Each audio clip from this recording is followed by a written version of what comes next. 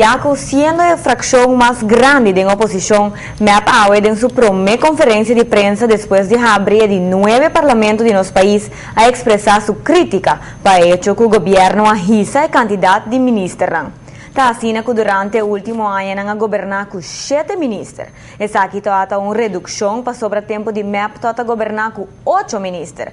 Puede ser reducido con un, pero en el periodo nuevo el formador opta para ampliar el ministro con 2 más, algo que MEP no está comprende.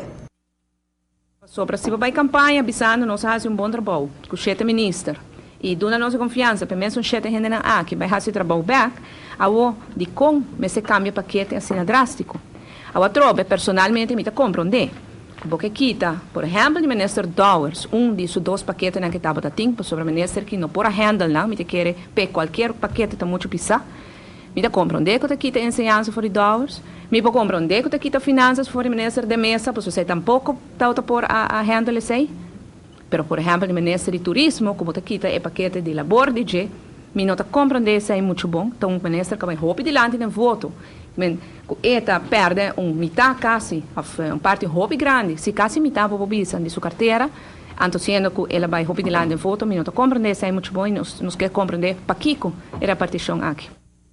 Segundo a fracção de MEP AUE, está assina que o governador faz uma apelação séria riba formador para não risar candidato de ministro, pero assim ele toca. Aunque que queda prorrogativo de formador para decidir quanto ministro está instalado em seu gabinete. Sim, uma petição de governador assim em sua formação, opdracht caminho la pede ministro Eyman.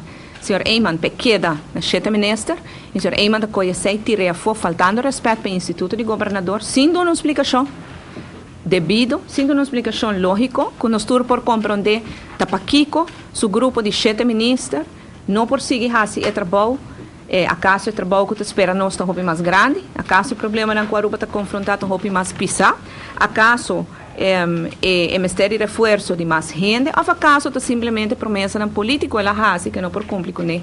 Então, apesar de esta ampla quantidade de ministério, por sobre essa que tem a percussão basta pisar, sei, colega senhor Mário Luiz Maduro da Merbajeão disse, é parte financeira de que vem sendo interrogatório não conhecem.